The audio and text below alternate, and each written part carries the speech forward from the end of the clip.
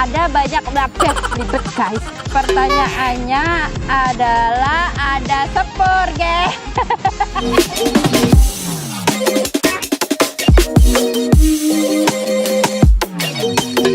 Atus kungkum, ana kodok ngorek. Assalamualaikum, piye kabar rek? Hai guys, apa kabar? Akhirnya channel Arina Official resmi di launching hari ini. Dan aku senang banget karena setelah mengumpulkan tekad dan semangat yang kuat untuk bikin konten yang positif buat teman-teman. Dan tentunya sesuai dengan judul video kali ini, Get to Know Me. Dan aku juga sudah mengumpulkan beberapa pertanyaan yang akan aku jawab di video kali ini.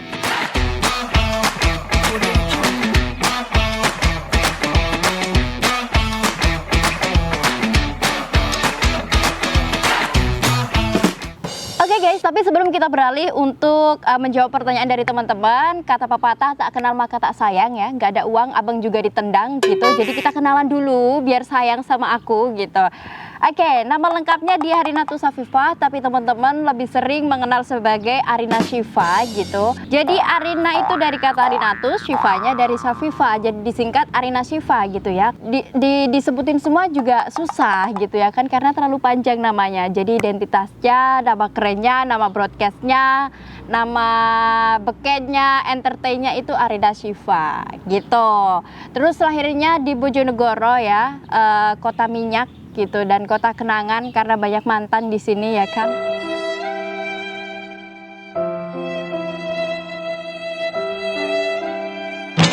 Sekarang aku mahasiswi semester akhir Sekolah Tinggi Ilmu Komunikasi Alma Mater Wartawan Surabaya. Sebenarnya pekerjaannya seringnya MC di beberapa event government, corporate seperti itu, dan jadi news anchor di salah satu TV swasta nasional di kantor Biro Jawa Timur. Gak usah bertele-tele, sebut saja Indosiar ya kan, karena semuanya sudah tahu. Oke, jadi sering banget ada DM masuk di Instagram. Teman-teman itu banyak yang meminta, Mbak Arin sharing dong gimana caranya MC, gimana tips-tipsnya untuk jadi public speaker meskipun belum ada pengalaman atau pemula seperti itu. Gimana caranya jadi presenter, kok bisa gitu. Banyak banget yang nanya soal itu gitu, dan aku juga bingung sharingnya gimana ya, karena kalau ketemu face to face belum memungkinkan kondisinya. Jadi akhirnya diwadailah di kanal YouTube Arina Official ini. Jadi mungkin ke depan akan banyak konten-konten menarik atau tips-tips menarik lainnya soal public speaking seperti itu. Jadi buat teman-teman juga aku makasih banyak sudah disupport. Oke, langsung aja kita bakal jawab pertanyaan dari teman-teman yang sudah masuk. Aku juga sudah pilihin karena nggak mungkin dijawab semuanya ya, karena menjawab perasaan itu susah. Bukan bercanda, garing ya bercandanya. Oke, let's jump to the first question. Ada dari @Zakaria Firman. Pertanyaannya, Arin kelahiran tahun berapa? Kamu mirip banget sama Prita Laura.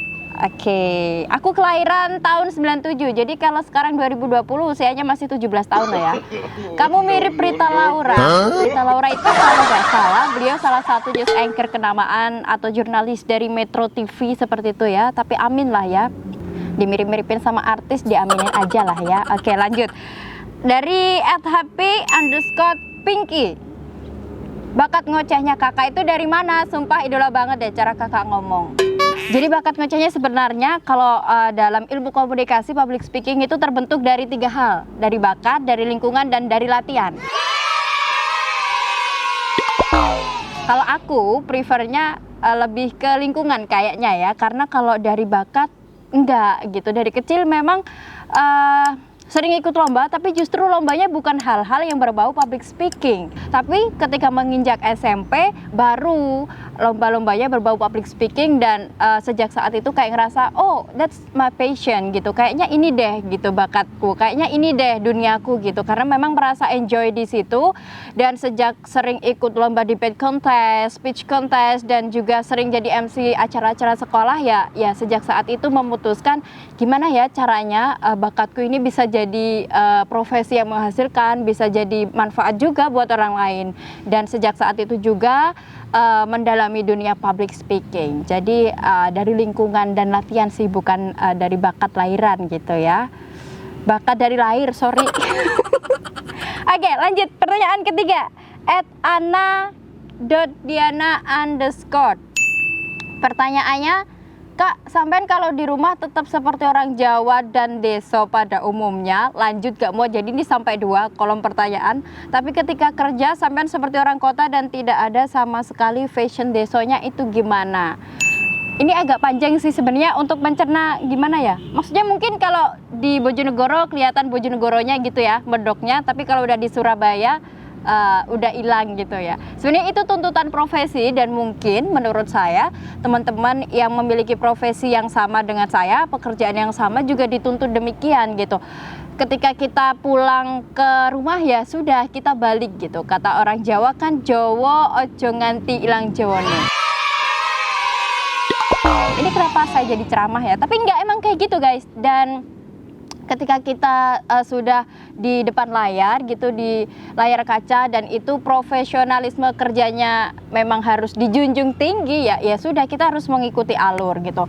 Ada juga pepatah mengatakan kita harus bisa tepo seliro, dalam arti kita harus bisa menempatkan diri di mana kita berada, dan itu kemampuan adaptasi itu memang harus dimiliki semua orang ya. Saya pikir tidak hanya pekerjaan seperti saya, karena dengan cara itu kita bisa bekerja secara profesional. @vivi_easy pengen tahu gimana caranya Mbak Arin bisa sebodoh amat sama orang julid. Actually life is choice and every choice is risky. Jadi hidup itu pilihan dan setiap pilihan itu berisiko. Ada banyak pekerjaan, ada banyak hal positif lain yang bisa dilakukan daripada sekedar meladenin mereka gitu. Aku sih pribadi cara cuekinya ya udah ditunjukkan dong kalau itu salah, persepsi seperti itu tuh nggak benar. Kita harus bisa nunjukin bahwa oh ini loh pilihanku tuh benar, dan nggak nyalain aturan, nggak ngerugiin orang, justru bisa bermanfaat, bisa berhasil di jalan yang aku pilih gitu. Karena setiap pilihan itu beresiko. Nah resikonya kalau cuek ya kamu nggak buang waktu, don't waste your time for unimportant thing kayak gitu. Tapi kalau kamu memilih untuk meluruskan, ya luruskan dengan cara yang baik. Wow. Oke, lanjut. Pertanyaan berikutnya @maya_urs_indonesia. Apa yang Mbak Arin lakuin untuk mewujudkan apa yang Mbak Arin inginkan? Oh, untuk meraih cita-cita gitulah ya simpelnya. Yang aku lakuin, kalau aku juga pengen bagi tips nih buat teman-teman, ada 3 R's. Start from small thing, start from ourselves, and start from now.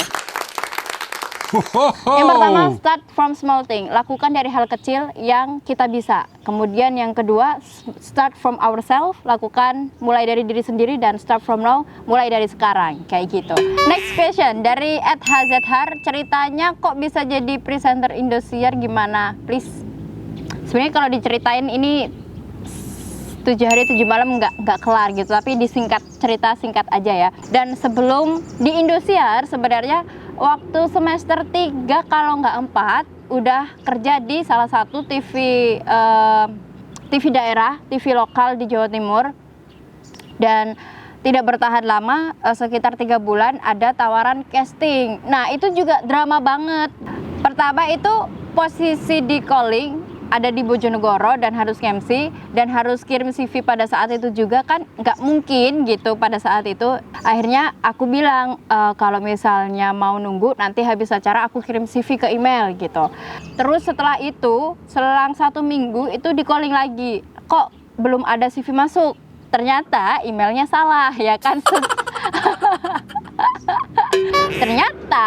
Ternyata ada salah satu pemenang Putri Indonesia Jawa Timur. You can imagine that, saingan saya Putri Indonesia, dan saya langsung minder ya kan. Sudahlah, tidak usah berharap banyak gitu. Karena ya kan kalau Putri Indonesia kan identik dengan cantik, smart, tinggi, pinter, good looking juga oke, public speaking juga sudah tidak diragukan ya kan kalau kelasnya Putri Indonesia. Nggak berharap banyak jujur, dan cuma pada saat itu cuma niatnya pengen dibuat pengalaman aja. Tidak tahu kenapa ya, takdir berkata lain, nasib berkata lain. Alhamdulillah kalau mungkin rezeki memang nggak kemana, akhirnya dipanggil untuk casting kedua, dan nggak ada tuh anak Putri Indonesia tuh nggak ada gitu. Sampai aku tuh kaget, oh, yang kemarin gimana gitu. Dan sejak saat itu kakak kelas juga pada support, dosen-dosen juga pada support. Enggak lah, kamu pasti bisa. Akhirnya keterima, dan ya akhirnya kerja di Indosiar. Oke, kita lanjut ke pertanyaan berikutnya.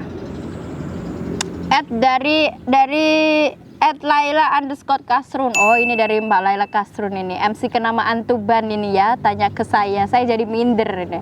Pertanyaannya adalah hal yang pengen saya tanyakan, gimana caranya agar tetap langsing dan cantik selalu. Semoga bisa diajak kolaps. Hehehe. Gampang Mbak, nanti kita agendakan ya. Kalau langsing memang bawaan dari sononya gitu, karena aku mau makan sebanyak apapun, tipe orangnya nggak bisa gendut gitu. Gendut pun, gemuk pun itu cuma di pipi sama lengan. Nggak tahu kenapa. Kalau cantik, ini mau jawab jujur apa bohong? Kalau jawab bohong, kalau pengen selalu cantik, wudhunya dijaga. Kalau mau jawab jujur, skincare-nya harus dijaga. Udah, cuma itu kuncinya. Pertanyaan berikutnya dari @Intan_Setiani. Aku sih lebih pengen tahu dulu masa kecilnya itu seperti apa kesehariannya Kak. Soalnya menurutku itu sih yang lebih penting dan yang harus digali ataupun diceritakan. Masa kecilku tuh suram banget guys.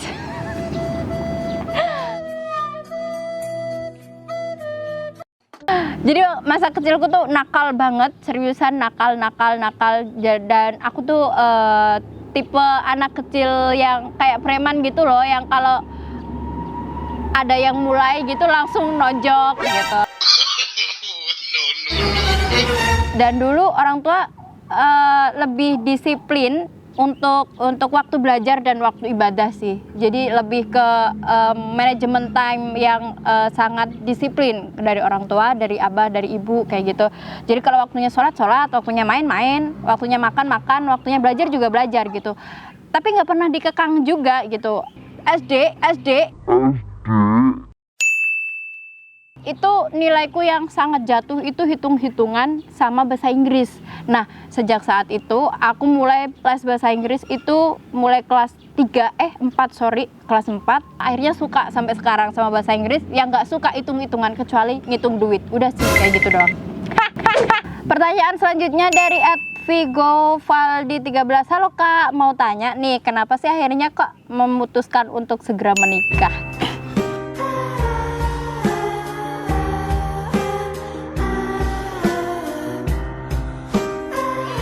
Sampai sekarang pun kayak masih berasa pacaran gitu, nggak kayak nikah gitu. Aku bayanginnya orang nikah, orang rumah tangga tuh kayak serius gitu ya kan. Kalau aku sih mah enggak gitu. Sama dia tetap tidak ada perubahan signifikan kecuali status hubungan gitu sih. Masih sama seperti masa-masa pacaran dulu ya. Dan semoga sampai tua memang selalu seperti itu ya kan. Masih kayak pacaran aja gitu.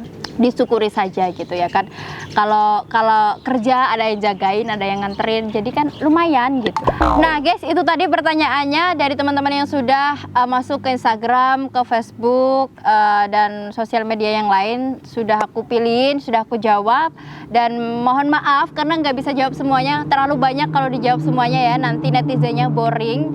Dan tentunya buat teman-teman jangan lupa untuk tetap stay tune di kanal YouTube aku di Arina Official, karena akan banyak konten YouTube positif menarik lainnya yang akan aku bagiin buat teman-teman, khususnya yang di request teman-teman soal public speaking, MC, presenter dan lain sebagainya. Jangan lupa untuk komen, like, subscribe dan juga share video ini ke sosial media kalian, dan aku tunggu kira-kira berikutnya kalian pengen aku buat video apa sih. Kalian bisa komen di kolom yang tersedia.